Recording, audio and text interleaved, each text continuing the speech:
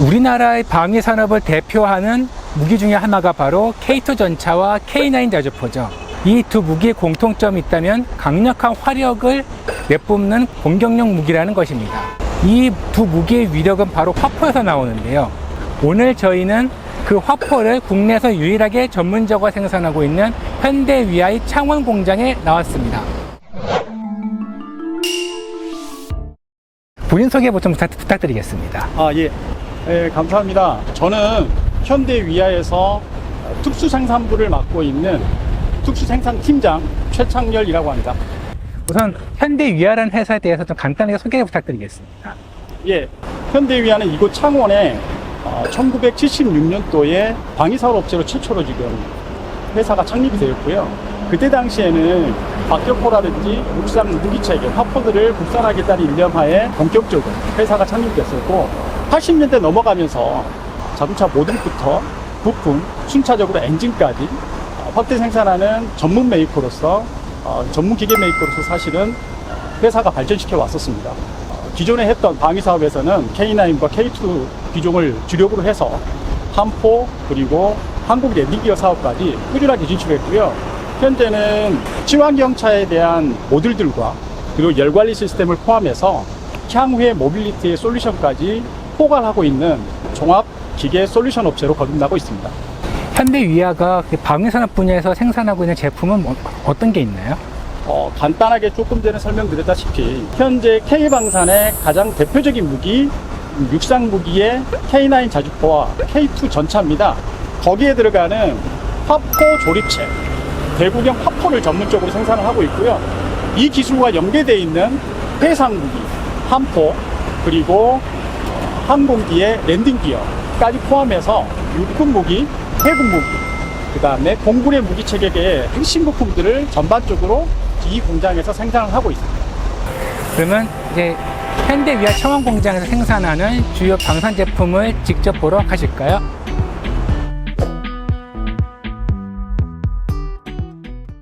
요즘 이제 폴란드 수출도 있고 해서 한창 이제 생산이 많아질 것 같은데, 최근에 루마니아도 수주를 했고 해서 그 생산 라인이 굉장히 바쁘게 돌아가고 있네요. 예, 지금 상당히 바쁘고요. 루마니아는 하나에서는 계약이 된 걸로 지금 파악이 되고 있고, 저희는 아직 하나하고 최종적으로 계약은 마지막 단계 준비하고 있는 겁니다. 생산 준비를 하고 있고, 생산의 양 자체는 작년 대비해서 약 한 50% 정도 올해 늘었고요. 내년도 그 정도 양을 포일 생산을 더 증가시키는 계획으로 지금 계획을 수립하고 있습니다. 오늘 여기서는 이제 한국 육군과 해병대에서 주로 사용하는 K2 전차와 K9 자주포 등에 탑재되는 그러한 화포들이 어떻게 만들어지는지를 한번 살펴보게 됩니다. 그러면 오늘 저희가 보게 될 공정 중에서 좀 눈여겨봐야 될 게 무엇인지 좀 말씀해 주실 수 있을까요? 두 가지 부분으로 좀 나눠드리겠습니다. 포열 가공 같은 경우는 국내 유일의 가공 공장이기 때문에 이거는 먼저 또 보셔야 될 거고요. 조립 공정 중에서는 K9 기준으로 진라 테스트와 그 다음에 자동 극단 당근 장치를 급속으로 저희들이 시험하는 두 가지 설비를 보시면서 상세 내용을 제가 설명드리도록 하겠습니다. 지금 저희는 K9에 장착되는 155mm 화포를 만드는 그 라인에 들어와 있습니다. 오늘 저희가 볼 것은 155mm 집라 테스트를 한번 직접 볼까 합니다. 안녕하세요. 저는 오늘 공장 소개를 맡은 특수생산팀의 박정우 책임 매니저라고 합니다. 오늘 저희가 보게 될 155mm 집라 테스트는 어떤 걸까요? 사실 좀 많이 생소할 것 같아서 좀 설명을 좀 부탁드리겠습니다. 네. 저희가 이제 부상조립체를 조립을 또 하지만 조립만을 끝나는 게 아니고 품질 보증 과정을 거쳐야 합니다. 그 대표적인 게 사격이라는 공정인데, 그 사격을 하기 전에 이 공장 안에서 진행할 수 있는 최종 파이널 검사 공정이라고 보시면 됩니다. 무장을 장비에 올려서 저희가 이제 실제 사격과 동일한 그런 공정을 통해서 저희가 이 장비가 잘 만들어졌는지 안 만들어졌는지 알 수 있는 공정입니다. 네. 여기 뒤에 여기 보니까 이게 155mm 포신이 이렇게 위로 올라가 있거든요. 네. 이게 이렇게 위로 이렇게 왜 올라가 있는지 좀 궁금합니다. 왜 그러냐 하면은 일단 K9 자주포가 영도에서 사격을 하지만 고각에서도 사격을 해야 됩니다. 그래서 고각으로 사격을 하게 되면 이 기계적인 성질이 잘 나오는지 저희가 또 테스트를 해볼 필요가 있습니다. 그래서 이 진나 테스트도 똑같이 그 고각에서도 이 정상 작동을 하는지 확인하기 위해서 저희가 이렇게 각을 만들어서 작동 시험을 하고 있는 것입니다. 지금 여기 공장 아니라서 아마 실제로 포탄을 사용하거나 하기는 거는 불가능할 것 같은데, 네, 그건 당연히 그럼 그 환경을 모사를 할 것 같은데, 네. 어떻게 환경을 모사하나요? 실제로 탄을 넣을 수는 없고요. 저희가 이제 탄을 넣을 수 없으니 그 탄을 준하는 힘을 강제로 이제 작동시켜야 되는데 저희 유압을 통해서 강제로 쉽게가 뒤로 잡아당기는 그런 기능이 있습니다. 네, 그걸 통해서 저희가 이제 사격을 대체하는 이제 모형을 만드는 거라고 보시면 그럼 그걸 통해서 포신을 끌어내리고, 그 다음에 끌어내고 다시 놓고 놓고, 네, 그다음에 놓게 되면 저희 표현으로 복자라고 표현하거든요. 예. 복자가 되는지 확인을 하고 복자 속도가 제대로 나오는지 확인을 하게 되는 거죠. 그러니까 유압을 통해서 포를 쐈을 때 생기는 주퇴를 모사하고, 그 다음에 다시 그걸 이용해서 복좌를 다시 모사하는 방식으로 이 포를 테스트한다는 말씀이시죠? 네, 그럼 이제 짐나 테스트를 한번 작동하는 것을 보실까요? 이게 155mm 짐나 테스트 장치인가요? 네, 이것이 155mm 짐나 테스트 장비입니다. 바가 있지 않습니까? 예. 저걸 이렇게 당겨서 저기 지금 저 폐쇄기에 조립이 되어 있는 거거든요. 예. 이걸 강제로 뒤로 당겨서 그럼 주퇴가 되지 않습니까? 예. 주퇴가 되다가 이게 기계적 이게 캠이나 이걸 타면서 이 주퇴 거리를 끝까지 가게 되면 이게 풀리게끔 돼 있어요. 그러니까 풀려서 이제 놓으면 저희가 이제 안에 이제 질소압으로 해가지고 이제 강제로 복자시키는 거예요. 네, 이런 식으로 이제 강제로 잡아당기면 이렇게 딱 잡아당기는 거군요. 잡아당기면 이제 주퇴가 되는 거고 이게 기계적 메커니즘으로 이제 캠이 풀리면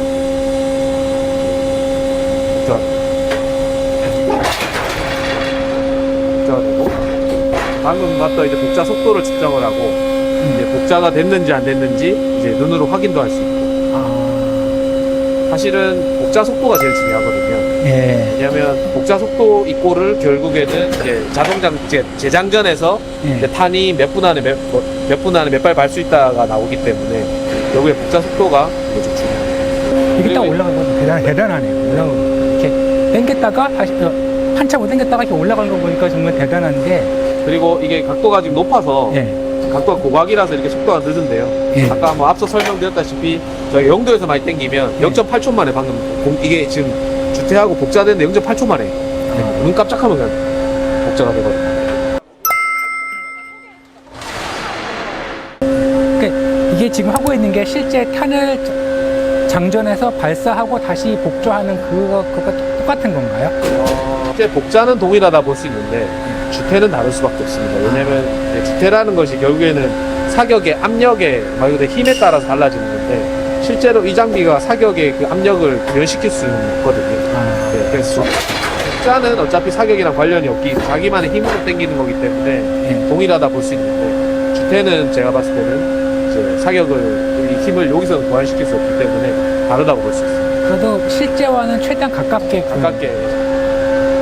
앞서 말씀드렸다시피 이거에 가장 중요한 거는 복자에 대한 확인이 제일 중요하거든요. 예. 주퇴는 어떻게 되더라도 이 구장이 복자가 잘 되는지 그 다음에 그 요구하는 스펙의 그 속도만큼 나오는지가 사실 중요하기 때문에 자 이거는 주퇴 확인보다는 복자 확인이 더 가깝다고 보습니다. 다음에 우리가 보실 공정은 K9 자주포의 급속 자동 장전 시험기입니다. K9 자주포가 기존의 한국 육군이 갖고 있던 K55 자주포와 비교해서 가장 큰 차이점 중에 하나가 바로 급속 사격 능력이죠.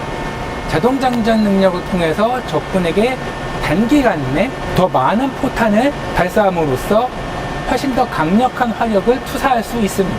지금 저희가 보실 그 공정은 바로 그 성능과 직결되어 있습니다.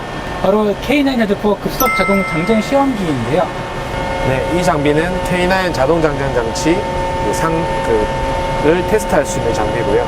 짐나 테스트와 마찬가지로 저희가 자동 장전 장치를 조립하고 나서 이제 탄을 실제로 장전을 할 수 있게끔 저희가 모의 장모의를 만들어 놓은 것입니다. 실제로 여기서는 탄을 상승, 하강, 그리고 슈팅할 수 있는 속도를 확인할 수 있고요. 그거를 저희가 이 패널을 통해서 이제 저희가 작동을 시킬 수 있습니다. 포탑을 장전해서 발사하는 장전하는 것만 이제 네. 모사라는 건지 아니면은 발사하는 것까지 모사하는 건지 궁금합니다. 실제로 이거는 장전하는 것까지만 모사를 하고 실제로 발사는 하지 않습니다.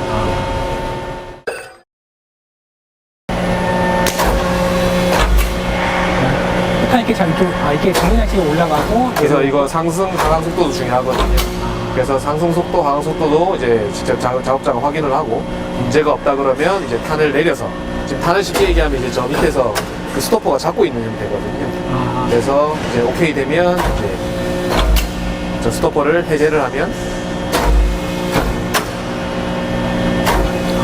이렇게 탄을 이렇게 올리는 거군요. 이렇게. 네, 탄을 이제 많이 올려줍니다. 그래서 스토퍼를 해제를 하면 탄이 내려오게 되고 다시 이제 하강을 하게 되고 실제로 탄을 얹은 상태에서 다시 상승을 하게 되고 그리고 마지막에는 이제 장전을 할 수 있게끔 슈팅이 됩니다. 지금 이 상태가 장전 상태인 거죠? 아래로 내려왔죠? 아닙니다. 이제 장전을 할 수 있는 거죠? 슈팅을 하게 되면 이게 장전을 한 상태인 거죠. 네, 장전을 했다가 이제 네. 내려오면서 다시 스토퍼가 이제 안 떨어지게끔 막아주는 거예요. 그럼 보통 이제 하루에 얼마나 걸리나요? 실제로 저희가 그 한 번 생산을 할 때 4대 단위로 이제 조립을 하게 되는데 보통 이제 저희가 제품을 이제 요 위에 장비에 올리고 그다음 세팅을 하고 실제 시험하는 데 있어서 한 4대 기준으로 해서 한 2시간 정도 소요되고 있습니다. 이 시험 장비가 전체적인 공정 내서 뭐 차지하는 중요도랄까? 그런 게 좀 있을까요? 어느 정도일까요? 네, 아무래도 앞서 말씀드렸던 대로 장전장치는 어떻게 보면 K9의 핵심적인 공정 중에 하나입니다. 그래서 그 장전장치가 실제로 제대로 공정이 이루어졌고 조립이 잘 됐는지 확인을 할 수 있는 장비이기 때문에 이 또한 굉장히 중요한 장비라고 할 수 있습니다.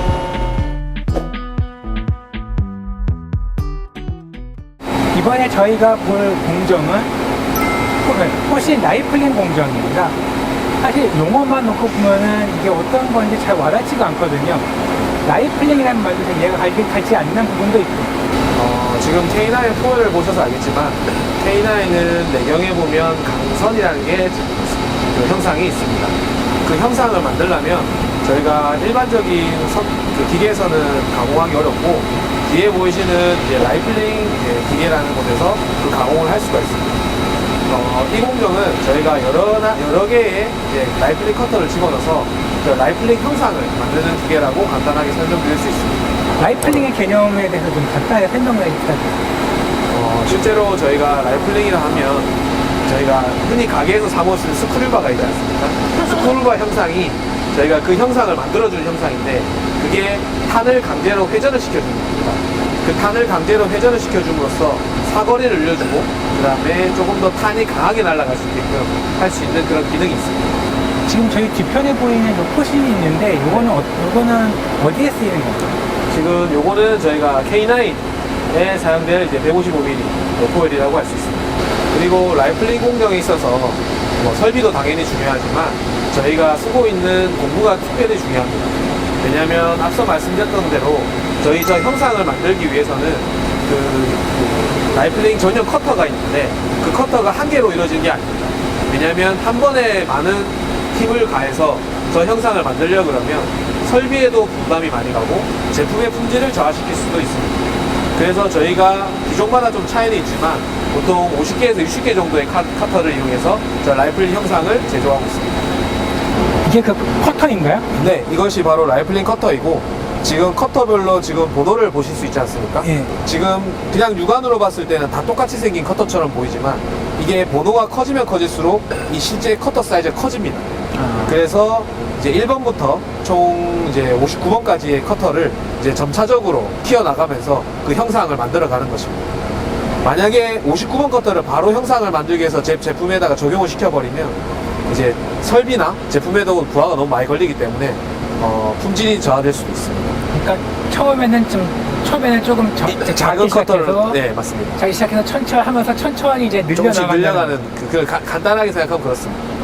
그럼 이거는 사용해서 이제 넣고 회전을 네, 시키는 거예요. 네, 이제 가공물하고 이제 설비에 있는 이제 바가 회전을 하면서 이제 깎아 나가는 거죠. 아, 이렇게 네. 깎아 나간다는 게 이렇게 깎아 나가는 네, 이렇게 깎아 나가면 회전을 하면서 이렇게 깎아 회전하면서 나가요. 아, 그럼 우리가 흔히 총이나 포어사 안에 보면 이렇게 강선이 파여져 있는데 네. 혹시 그거 네, 그 형상을 만드는 이제 커터라고 보시면 아, 그 형상을 이렇게 만드는 거예요? 네네네, 맞습니다. 저희 뒤에 있는 이 포신들은 지금까지 저희가 봐왔던 그 공정들을 거쳐서 완성된 포입니다. 이렇게 만들어진 포는 이제 체계종합업체, 그러니까 K2 전차 체계종합업체인 현대로템이나 K9 자주포의 제작사인 하나 에어로스페이스 등으로 넘어가서 최종 조립을 거치게 됩니다. 그렇게 되면 우리가 흔히 아는 모습을 갖춘 K2 전차와 K9 자주포가 완성이 되는 거죠. 이 포시 이렇게 만들어진 제품들이 이제 K방산에 어떠한 영향이나 아니면 역할을 할 수 있는지 좀 그게 좀 궁금합니다. 저희 회사가 약 방산 사업을 한 지가 30년이 넘는 걸로 제가 알고 있습니다. 최근에 수출에 가장 큰 힘을 보태고 있는 K9 무장조립체나 K2 전차 등을 통해서 이미 저희 K방산은 이미 전 세계적으로 유명해졌고 거기에 저희 현대위아도 또 한 몫을 하고 있지 않나 저는 개인적으로 생각을 합니다.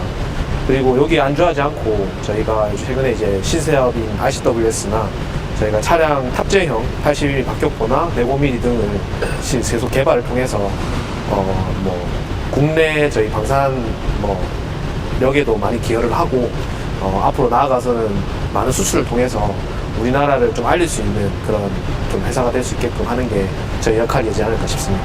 네. 다음에 또 방문해 주세요. 우리는 흔히 최신 유행이나 최신 트렌드를 추구하는 것에 익숙해져 있습니다. 하지만 세월이 흘러도 그 힘을 잃지 않는 것들이 있습니다.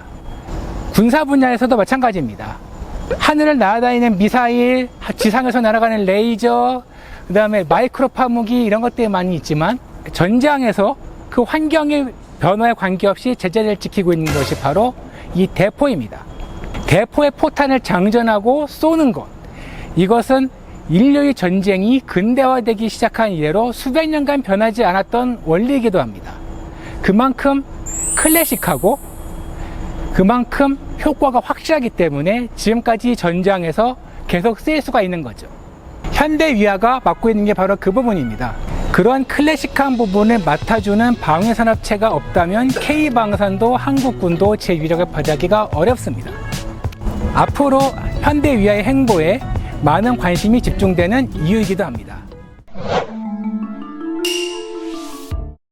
화포 분야에서 대한민국 방위산업계를 선도하고 있는 현대위아가 다음 달 초에 계룡대에서 열리는 대한민국 국제방위산업 전시회에서 새로운 종류의 화포를 선보일 예정입니다. 바로 105mm 화포를 소형 전술 차량에 올린 기동형 105mm 화포입니다. 군대에 갔다 왔던 분들이라면 105mm 포에 대해서 기억을 하고 계실 겁니다. 빠른 발사 속도를 갖고 있지만 좀 오래됐다라는 그러한 이미지를 갖고 계신 분이 많을 텐데요. 그 포를 좀 더 자주화해서 기동성과 화력을 조금 더 늘린 형태로 새롭게 선보이게 됩니다. 이번에 새롭게 선보이게 될 기동형 105mm 화포에 대해서 자세히 설명해 주실 전문가분을 모셨습니다.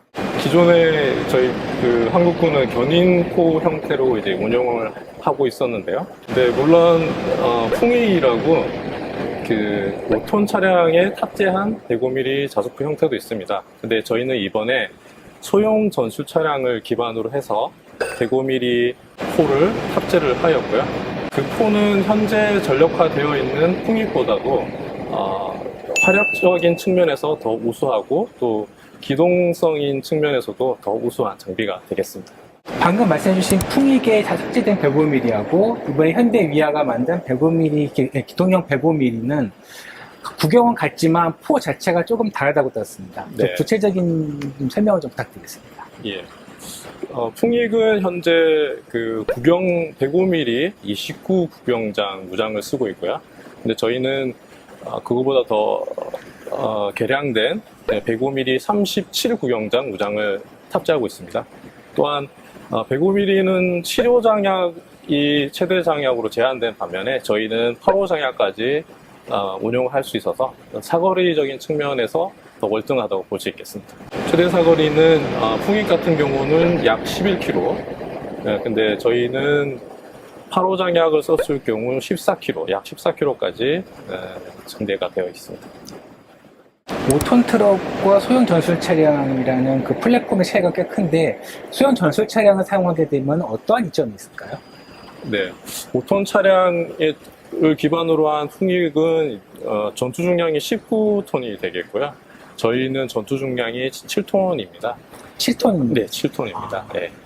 그래서 저희가 7톤 이하의 전투 중량을 가지고 있는 그 조건이어서 대형 기동 헬기로도 공중 수송이 가능한 장비가 되겠습니다. 기동적인 측면을 봤을 때 그 풍익은 최대 속도가 85km/h, 저희는 100km/h 이상의 속도를 낼 수가 있고요. 또한 저희 차체 크기는 그 대형 SUV를 대비했을 때 10에서 20% 정도 증대된 크기를 가지고 있습니다. 그래서 험지나 그 협소한 지형에서도 아주 우수한 기동 성능을 발휘한다 보실 수 있고요. 강도라든가 그게 제대로 견뎌내겠냐고 걱정하시는 분이 계시는데 그 부분도 다 모르겠습니다. 그렇습니다. 예, 소형 전술 차량이 이제 화력 장비로 이제 개발된 차량이 아니다 보니 어떤 그 사격 시에 들어오는 충격에 대해서 좀 제한적일 수 있는데요. 저희는 그 발사 지지대를 4개소를 구현해서 사격 충격이 차량 쪽에 직접적으로 입력되지 않도록 그렇게 구현을 하였습니다. 105mm 포를 소형 전술 차량에 탑재하자라는 그 구상은 어떻게 해서 하시게 되나요?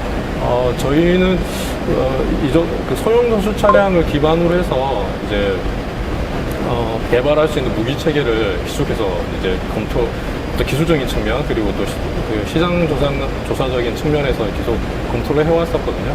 근데 이번에 육군에서 이러한 그 소형 전술 차량을 기반으로 105mm 무장을 탑재할 수 있는지 기술 검토 요청이 있었습니다. 네, 그래서 저희가 육군과 협업을 통해서 가능성에 대해서 이제 확인을 하였고요. 그것을 이제 사업화해서 진행되는 과정이라고 보시면 되겠습니다. 처음에 이렇게 소형 전술 차량에 105mm 포를 올리는 것을 선보였을 때 그 육군의 반응은 어땠나요?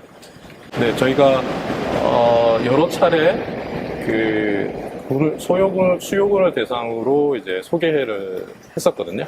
이제 그 과정에서 풍익보다 더 화력이 뛰어난 장비를 그 소형 전술 차량에 올린 것에 대해서 아주 놀라워했었고, 또 이러한 그 획득 비용이라든지 운영 비용이 저렴한 이런 장비가 우리 육군이나 뭐 해병대 뭐 이런 쪽으로 필요하다 이런 말씀을 해주셔서 저희는 아주 뭐 감사하게 생각하고 우리 군이 정말로 필요한 장비로 발전할 수 있게 이렇게 개발하려고 하고 있습니다. 개발은 다 끝난 건가요? 현재 상경 시험하고 뭐 전자파 시험 이런 것을 진행하고 있고요. 우리 군이 올 12월부터 시범 운영을 하게 계획되어 있습니다. 네. 그러면 사업은 내년 5월에 종료가 되겠습니다. 해외에도 이거 비슷한 장비가 있나요? 예, 그 미국의 AM 제너럴사의 호크아이가 이제 가장 유사한 장비가 있습니다. 호크아이와 비교한다면은 예. 좀 경쟁 우위가 될 만한 부분이 있을까요? 카탈로그 상에는 이제 전방향 사격이 가능하다고 나와 있지만 어떤 형태로 봐서는 이제 전방 사격 위주의 운용 장비가 되겠거든요. 근데 저희는 그 발사지지대가 이제 무장이 선회하는 것을 중심으로 4개소로 이렇게 뻗어 있기 때문에 저희는 전방향에 대해서 안정적인 사격이 가능한 장비가 되겠습니다. 호크아이 역시 풍익하고 동일하게 7호 장야까지만 사격을 할 수가 있거든요. 네. 그래서 그런 활약적인 측면에서도 저희가 우수한 장비라고 볼 수 있겠습니다. 해외 수출 같은 것도 계획을 하고 계신가요? 예, 해외 수출 물론 계획하고 있고요. 국내 운영을 기반으로 해서 해외에서도 충분히 인정받는 그런 장비가 되게끔 해서 해외 수출도 원활하게 잘 이루어질 수 있도록 진행하고 있습니다. 지금 제 뒤에 보시는 이것이 바로 소형 전술 차량 탑재 82mm 박격포입니다. 우리가 흔히 아는 82mm 박격포의 특징은 언뜻 보면 잘 보이지 않습니다. 왜냐면 우리가 흔히 보는 82mm 박격포는 이렇게 다리가 이렇게 받쳐져 있고 포가 이렇게 세각되어 놓여 있는 굉장히 전통적인 형태의 박격포인데요. 지금 이 모습을 보시면은 굉장히 약간 좀 미래에 나올 법한 그러한 외향을 가지고 있습니다. 우선 소형 전술 차량에 탑재된 81mm 박격포에 대해서 간단하게 설명 부탁드리겠습니다. 탑재형 81mm 박격포는 기존의 도수형으로 운용되고 있는 81mm 박격포를 소형 전술 차량에 탑재화시켜서 자주화시킨 무기체계라고 보시면 되겠습니다. 소형 전술 차량이라고 하면 우리가 흔히 아는 그런 험비 같은 그런 차량인데, 그런 차량에 박격포를 탑재하는 게 좋겠다라는 그 생각은 어떤 계기로 탄생하게 됐나요? 기존의 그 도수형 박격포의 경우는 운용 인원이 많이 필요하고 또 방열 과정에서도 여러 절차와 또 시간이 소요되기 때문에 긴급하게 대응하기에 좀 부적합한 면이 있는 것을 알 수 있습니다. 그것을 개선하기 위해서 저희가 81mm 박격포를 소형 전술 차량에 탑재한 개발을 하게 되었습니다. 제가 알고 있는 게 맞다면 K200 장갑차에 81mm 박격포 탑재한 버전이 있거든요. 예. 그 버전하고 지금 새로 만든 거하고 어떤 차이점이 있습니까? 네, K200 장갑차의 경우는 물론 장갑 능력이 뛰어나지만 기동 성능에 제한이 있다고 생각이 되고요. 저희 소형 전술 차량 기반의 81mm 박격포는 우수한 기동 성능을 가지고 있습니다. 그 최대 속도가 100km/h 이상 발휘할 수 있고 복잡한 지형에서도 아주 우수한 기동 성능을 발휘할 수가 있는 게 장점이라고 보시면 되겠습니다. 차량을 움직이고 나서 정지한 다음에 바로 최단 시간 내 발사가 가능하다면 얼마나 걸리나요? 방열 시간만 봤을 때는 사격 지원을 포반장이 수신한 후에 10초 이내에 방열이 완료 가능합니다. 도수형 박격포의 경우는 최소 방열 시간이 3분이라고 보시면 되는데요. 저희는 이제 방열 시간을 10초로 당길 수 있기 때문에 운용적인 신속 대응 운용적인 측면에서는 아주 우수하다고 보시면 되겠습니다. 필요한 경우에는 저 박격포를 야전에서 떼서 따로 분리해서 사용할 수 있나요? 차량이 진입할 수 없는 그런 곳이라든지 또는 유사시에는 도수 운용으로 운용할 수 있게끔 기존의 그 저희 80mm 박격포 포신을 동일하게 탑재를 하였습니다. 그것을 이제 분해를 하고 또한 포판과 포다리를 적재를 하고 있기 때문에 그것을 이용해서 도수용으로도 운용이 가능한 장비가 되겠습니다. 앞으로도 이렇게 박격포를 비롯한 중화기가 계속 이런 전술 차량에 계속 탑재된 추세가 앞으로도 계속될 거라고 보시나요? 우리나라 그 상황에서 또 아실 수 있듯이 그 병력의 수는 계속 이제 줄어드는 그런 추세고 또한 전장의 범위는 더 넓어지는 그런 추세라고 판단이 되고요. 그런 측면에서 기동성을 가지고 있지 않으면 어떤 화력 지원의 그런 장비로서 좀 어떤 운용적인 그 필요성이 아주 떨어질 거라고 판단이 됩니다. 그래서 향후 그 미래 전장에서는 기동성을 가지고 있어야만 그 원활한 작전 수행이 가능하다고 판단을 하고 있습니다. 지금 이제 개발 다 끝난 건가요? 현재 개조 개발 완료 단계에 있습니다. 그럼 올해 안에 끝난다고 보면 될까요? 네, 올해 안 사업이 종료됩니다. 그럼 종료되면은 그 다음 일정은 어떻게 돼요? 개조 개발은 이제 수출을 목적으로 정부에서 지원하는 사업이 되겠습니다. 그래서 저희 장비로 해외에 소개를 하면서 수출이 될 수 있도록 최대한 노력하고요. 우리 군에서도 운영할 수 있게끔 더 향상된 장비를 개발할 예정에 있습니다. 마지막으로 이렇게 앞으로 이제 이 장비를 가지고 이제 해외 수출에 나설 계획이 하셨는데 그에 임하는 각오랄까 그런 거 한마디 좀 마지막 부탁드리겠습니다. 현대위아는 소형 저술 차량을 기반으로 화력 체계 개발에 끊임없이 노력을 하고 있습니다. 저희가 우리 군이 필요한 그 장비뿐만 아니라 해외에서도 인정받을 수 있는 그러한 우수한 화력 체계를 지속해서 개발하도록 하겠습니다. 네, 감사합니다. 예, 오늘 친절하게 설명해 주셔서 진심으로 감사드립니다. 예, 감사합니다. 감사합니다.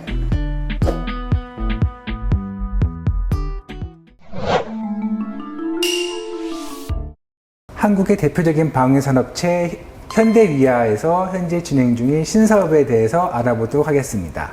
현대위아의 신사업을 소개해 주실 분들 한번 모셔보겠습니다. 네, 안녕하세요. 저는 현대위아 특수제어 개발팀에서 ADS 안티드론 시스템 개발을 담당하고 있는 서용주 책임연구원이라고 합니다. 네, 안녕하십니까. 저는 현대위아 특수제어 개발팀에서 ADS를 담당하고 있는 김창준 연구원입니다.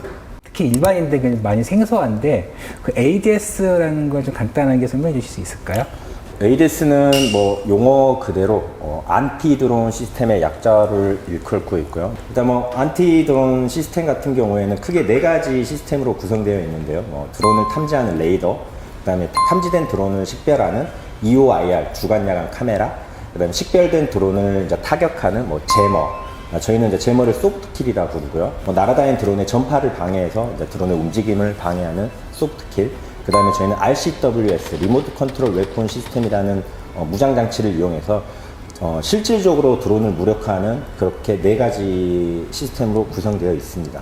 현대위아는 사실 화포나 그 다음에 민수 쪽에서는 자동차나 이런 쪽으로 많이 알려져 있거든요. 근데 ADS 같은 경우는 전자부터 해서 다양한 분야의 산업기술이 조합이 되어 있는데 그 ADS에 주목하게 된 계기가 있을까요? 전통적으로 저희 회사가 화포 전문 회사였는데 어떻게 보면 이제 화포 하나만 가지고는 어떻게 보면 방위 산업으로서 어떻게 성장하기에는 어느 정도 한계가 있다고 저희 회사에서 판단을 한 것 같고요. 그래서 이제 저희도 체계 사업에 진출을 해야겠다는 이런 소요가 있었고 그렇게 해서 저희가 시작했다고 보면 될 것 같습니다. ADS 같은 경우는 해외도 그렇고 국내 업체에서도 다른 업체에서 지금 만들기도 하는데 현대위아만의 차별화된 그 부분이 있을까요? 보통 국내에 있는 타사 같은 경우에는 제머를 이용한 소프트킬 기준의 베이스에 보통 ADS 시스템을 많이 적용을 하고 있는데 어떻게 보면 제머의 가장 큰 단점은 드론이 날아 들어올 때 항제밍이라고 해서 제밍이 안 되는 장치를 부착하고 날아오면 어떻게 보면 무력화를 시킬 수가 없습니다. 저희는 그 단점을 극복하기 위해서 저희는 RCWS를 이용해서 실질적인 무력화가 가능한 장비를 도입했다고 보시면 될 것 같습니다.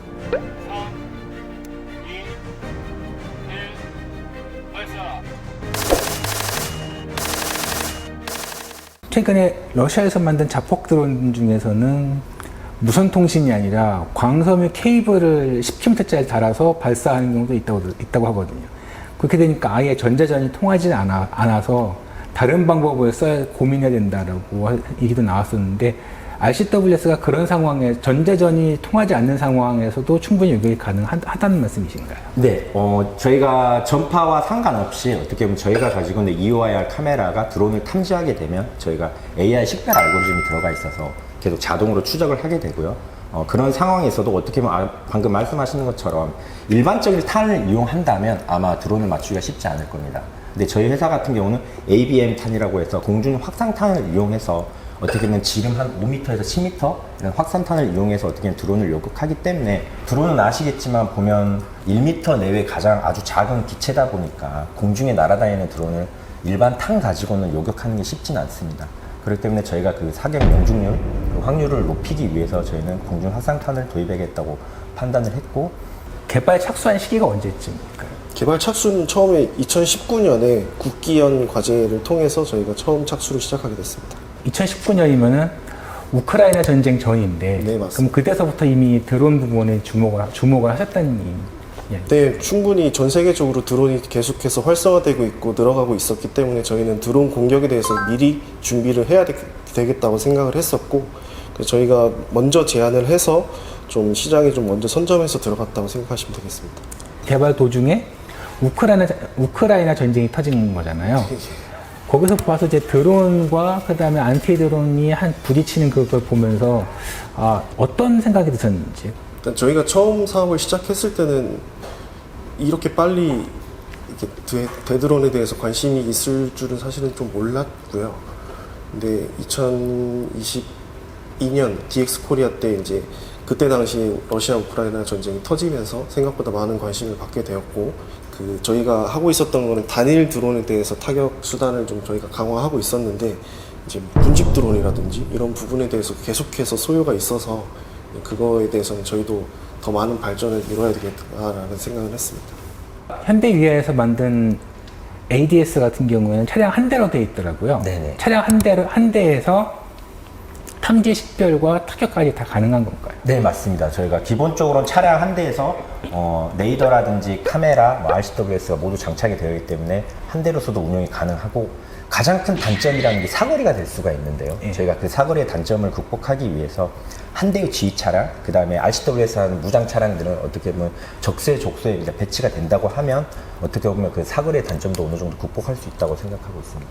한 대의 차량에서 다른 차량을 원격 조종한다든가 원격으로 지시를 낸다든가 하는 것도 가능한가요? 네, 맞습니다. 방금 말씀드린 레이더 같은 경우에는 레이더는 뭐 지금 국내에도 개발된 것만 봐도 뭐 5km에서 뭐 멀기는 10km 정도까지 개발된 게 있기 때문에 어떻게 보면 그래서 지휘 차량은 저희가 한 대 정도만 있으면 충분하다는 거고, 그다음 그 바운더리, 레이더가 탐지하는 바운더리 안에 RCWS가 있다고 하면 저희 지휘 차량에서 RCWS가 있는 차량에다가 뭐 무선으로 명령을 내릴 수가 있게 그렇게 저희는 개발을 준비 중에 있습니다. 현대위아의 ADS가 군 이외에 어떤 분야에서 이제 제 역할을 할 수가 있을까요? 일단은 ADS에서 만약에 네 번째 무장장치만 빠지게 된다면 꼭 군이 아니라 민간 시설에도 충분히 적용 가능하다고 판단하고 있고요. 울산이나 뭐 여수 그런 국가 주요 산단이 될 수도 있고요. 그 다음에 원자력 발전소, 화력 발전소가 있는 이제 발전소 그런 그곳에도 충분히 적용이 가능하다고 생각하고 있습니다.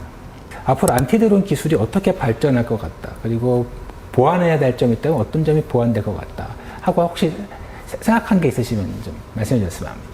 일단 드론과 안티드론은 결국에 재밍과 항재밍이 제일 큰 이게 대결 구도가 될 거라고 생각을 하고요. 센서류 같은 경우에는 사실은 레이더, 영상 식별 장치, 제머 이 정도 수준에서 크게 벗어나진 않을 거라고 생각을 하는데, 결국에 이제 레이더나 카메라가 얼마나 탐지를 하고 식별할 수 있는지 거리가 늘어날 거라고 생각을 하고, 재밍도 마찬가지로 충분히 소프트킬이 어느 정도까지 재밍이 될 수 있는지 그게 가장 큰 이제 결정 요소가 될 거라고 생각을 하고, 아까 말했듯이 재밍과 항재밍이 계속해서 격돌하는 그런 게 이제 안티드론 시장에서의 방향성인 것 같습니다. 현대위아가 만든 ADS를 이제 수출하는 과정에서 뭐 기술만 판매한다든가 아니면은 다른 노하우나 다른 체계나 이런 것만 따로 수출한다든가 하는 건 가능할까요? 뭐 저희가 뭐 그 부분에 대해서는 되게 고민을 많이 하고 있는 부분인데, 뭐 말씀하시는 것처럼 저희는 뭐 당연히 레이더에서부터 뭐 RCWS까지 모든 시스템을 한 번에 판매하는 게 저희 입장에서 가장 좋은데, 특정 요구에 따라서는 그냥 어떻게 보면 탐지장치로는 저희가 레이더라든지 카메라 정도까지만 해서도 어떻게 수출이 가능하냐에 대한 문의도 저희가 들어오기 때문에 방금 말씀하신 건 충분히 가능하다고 생각하고 있습니다. 예. 마지막으로 뭐 하시고 싶은 말씀이랄까? 아니면 약간 좀 이 영상을 보시는 분들께 부탁의 말씀이랄까? 우리나라 뭐 자주국방 아니면 국내에 있는 어떤 민간 중요한 국가 시설에도 큰 도움이 된다고 생각하고 있기 때문에 저희는 뭐 훨씬 더 고도화된 장비를 개발하기 위해서 열심히 노력하도록 하겠습니다. 불법으로 들어오는 드론을 저희가 계속 잡겠습니다. 현대위아 안티드론 파이팅! 네. 예, 오늘 좋은 말씀 많이 해주셔서 진심으로 감사드립니다. 네, 감사합니다. 감사합니다. 현대위아에서 개발하고 있는 새로운 장비들 중에 하나인 원격 사격 통제 체계 RCWS에 대해서 알아보겠습니다.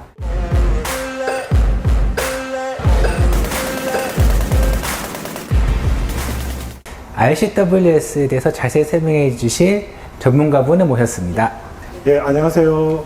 예, 특수제어개발팀의 김경석 책임연구원입니다. 반갑습니다.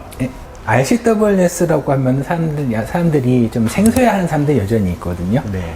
RCWS에 대해서 우선 좀 간단하게 설명을 부탁드리겠습니다. 예, 그 RCWS는 그 리모트 컨트롤 웨폰 시스템의 약자로 국내에서는 원격 사격 통제 체계로 명명되고 있습니다. 이 RCWS는 이 사수가 결국은 원격으로 무장을 제어할 수 있다는 장비이기 때문에 사수가 노출되지 않고 비교적 안전한 실내 공간에서 원격으로 무장을 운영할 수 있는 그런 장비가 되겠습니다. RCWS가 원활하게 작동을 하려면은 여러 가지를 한 대 묶어야 되잖아요. 장비, 여러 가지 체계들을. 네, 맞습니다. 근데 구체적으로 어떤 체계를 어떻게 통합을 해서 작동을 하게 되는지 좀 설명 부탁드리겠습니다. 원격으로 사격하기 위해서는, 그리고 아까 서두에 말씀드린 것처럼 사수가 노출되지 않는다라는 것은 화기를 직접 운영하지 않는다라는 얘기입니다. 따라서 무언가 표적을 감시할 수 있는 시스템이 있어야 됩니다. 그것이 감시 장치가 되겠고요. 일반적으로 우리가 얘기하는 EOIR 장비가 되겠습니다. 그러니까 영상을 기본으로 하는 감시 장비와 그리고 사격을 통제할 수 있는 사수가 직접적으로 그 관음자를 보고 사격을 하는 개념이 아니라 화면을 보면서 사격을 하기 때문에 이게 사격 통제를 할 수 있어야 됩니다. 그래서 탄도 보장이라든지 그 다음에 기동간 그 표적 추적이라든지 이런 어떤 기능들을 전반적으로 시스템을 통합을 할 수 있는 그런 어떤 기술을 가지고 있어야 됩니다. 현대 위에 RCWS에 사용하는 화기는 어떤 건가요? 저희가 기본적으로 12.7mm 화기, 그 K6 기관총, 그리고 40mm 고속 유탄 기관총, K4라고 얘기를 합니다. 그리고 7.62mm, 그리고 5.56mm 기관총을 탑재할 수 있는 RCWS를 보유하고 있습니다. 화기를 다양하게 한 이유가 있을까요? 저희가 군 운영을 할 때 운영 그 부대의 어떤 단위에 따라서 그 화기의 구경이 다르게 되어 있습니다. 다르게 되어 있고요. 근데 이게 어떤 체계 장비에 탑재되느냐에 따라서 다양한 체계 장비가 있기 때문에 다양한 체계 장비에 적용하기 위해서는 결과적으로 다양한 화기를 운용할 수 있는 RCWS가 필요하게 되었습니다. RCWS가 점점 이제 주목을 받고 인기를 얻어가니까 이제 다른 업체들도 RCWS 개발에 계속 참여하는 게 방위산업 전시회 같은 데 보면 다 보이거든요. 네네. 현대위아의 RCWS가 다른 곳과 좀 차별화된 기술이랄까? 그런 게 좀 있으면 좀 말씀해 주셨으면 합니다. 네. 최근에 그 원격 사격 통제 체계에 대한 관심이 높아지면서 상당히 진입 장벽이 낮아진 것으로 저희들이 좀 확인이 되고 있습니다. 그래서 겉으로만 봤을 때는 공용 화기를 원격으로 운영하기 위해서 구동 시스템만 잘 만들면 마치 운용이 가능한 것처럼 보이지만 사실상 이게 사격을 하는 장비이기 때문에 무장에 대한 어떤 기본적인 지식이 없이는 효과 있는 장비를 만들기가 좀 쉽지 않지 않나라는 생각이 들고요. 사실상 저희들이 어떤 프로토타입을 만들었을 때 저희들도 이제 다 됐다라고 생각을 했는데 막상 사격을 하거나 군에서 조금 운영을 해보면 미비한 점이 상당히 많이 나옵니다. 그냥 프로토타입을 만들었다라고 이제 판매를 할 수 있다라고 말하기는 좀 어려울 것 같고요. 사실상 거기에 필요한 어떤 고도화되는 어떤 기술들 그리고 내재화되어 있는 어떤 핵심 기술들을 보유하지 않는 한 그 완성도가 있다라고 보기 힘들 것으로 판단이 됩니다. 그럼 이제 현재 현대위아가 만든 RCWS가 우리 군에 쓰이고 있나요? 2015년, 2016년도에 저희가 그 최전방에 수십 개의 사단에 저희들이 고정형 RCWS를 전력화해서 배치를 한 경험을 가지고 있습니다. 한국군에서 이제 지금 RCWS를 이제 운용을 하고 있는데 추가 도입이라든가 아니면 수출에 대해서 외국에서 관심을 보인다든가 하는 건 있나요? RCWS가 현재 지금 전력화돼서 육군과 그다음에 해군에서 지금 사용을 하고 있고요. 해병대도 마찬가지로 사용을 하고 있고요. 현재 지금 저희가 최근에는 AI 기반 지능 전술 차량용 지능형 RCWS를 신속 사업으로 시범 사업으로 저희들이 그 납품을 해서 운영을 하고 있습니다. 해외는 워낙에 시장이 그 메이저 업체들이 굉장히 많기 때문에 현재 저희들이 그 메이저 업체들하고의 어떤 어떤 주력 경쟁보다는 개발도상국이라든지 이런 쪽에 저희들이 어떤 판매할 수 있는 전략을 현재 지금 세우고 있습니다. 방금 전에 신속 시범 사업으로 AI 지능형 말씀해 주셨는데 AI 지능형 그 시스템을 사용하게 되면 기존의 RCWS와 비교했을 때 어떤 면에서 좀 더 나아지게 됩니까? 결국은 효과적으로 표적을 탐지할 수 있는 그리고 적각 대응할 수 있는 그런 어떤 기능들이 현재 그 AI RCWS에 현재 지금 적용이 되어 있습니다. 그래서 그 사람의 개입을 최소화할 수 있는 그런 어떤 기능들을 AI로 그리고 지능형으로 구현한 RCWS가 되겠습니다. 그럼에도 불구하고 현재 그 어떤 그 사격과 관련되어 있는 그는 결국은 AI가 아니라 사람이 현재 지금 하고 있습니다.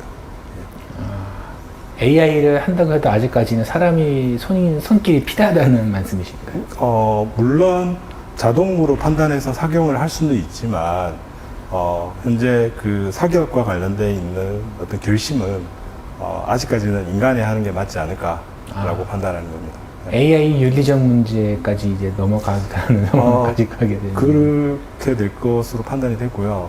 어쨌든 아직까지는 그런 부분에 있어서 AI를 100% 믿을 수 있느냐라는 부분들도 사실 좀 의문이 있죠. 현대위의 RCWS도 이제 시대의 변화와 기술 발전에 따라가야 될 것 같긴 한데, 그럼 앞으로 이제 성능 개량이랄까 성능 개량을 앞으로 어떻게 진행할 것인지 궁금합니다. 비밀인데요.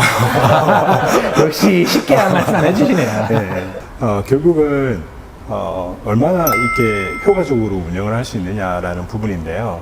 최초의 RCWS를 도입했을 때는 해외에서 도입을 했지만 90년대 후반, 90년대 중후반에 이라크전이라든지 이런 데를 보면 대부분 이 계열지입니다. 계열지에서 전쟁을 치르지만 사실상 우리나라 환경은 그렇지 않습니다.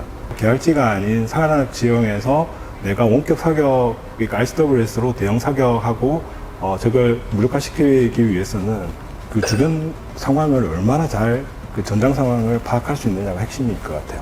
그렇다면 굉장히 좁은 어떤 그 통로라든지 어떤 숲길이라든지 이런 어떤 우리나라의 산악 어떤 지형에서 얼마나 얘를 그 활용을 잘 할 수 있느냐, 효과적으로 활용할 수 있느냐라는 거는 그 어떤 감시 영역을 좀 확대를 해야 되는 어떤 상황, 효과적으로 감시할 수 있는 방법들, 그런 어떤 부분들이 좀 핵심 기술이 좀 되지 않을까. 근데 앞으로 여기서 멈추지 않고 기술 개발 계속 할 계획이지 않습니까? 네, 앞으로. 그렇습니다. 네. 그와 관련해서 이제 이 영상을 보시는 분들께 한마디 좀 부탁드리겠습니다. 우리나라에도 이 메이저 업체들이 상당히 많이 있습니다. 상당히 많이 있는 건 아니고 메이저 업체가 있습니다.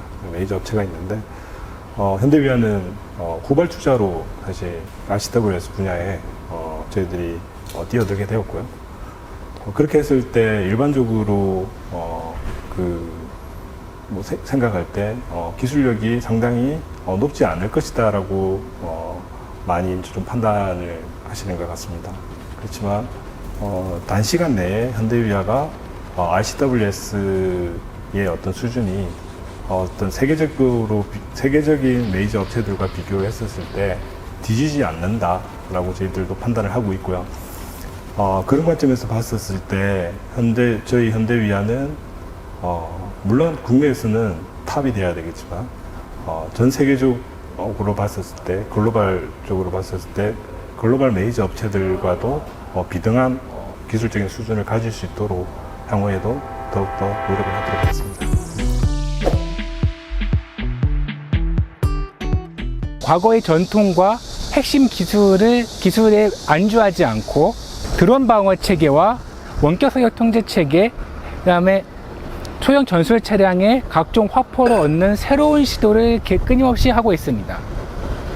이를 통해서 현대위안은 K2 전차나 K9 자주포의 화포를 공급하는 단순한 공급자에서 벗어나서 한국 방위산업계에서 체계종합 업체로 발돋움할 수 있는 기반을 하나하나 쌓아가는 노력을 기울이고 있습니다. 이러한 모습을 바탕으로 2030년대, 2040년대에는 4차 산업혁명 기술을 포함한 새로운 기술과 그리고 우크라이나 전쟁으로 새롭게 드러나고 있는 전장 환경 변화에 맞춰서 새로운 도전을 계속 이어나갈 거라 생각이 됩니다.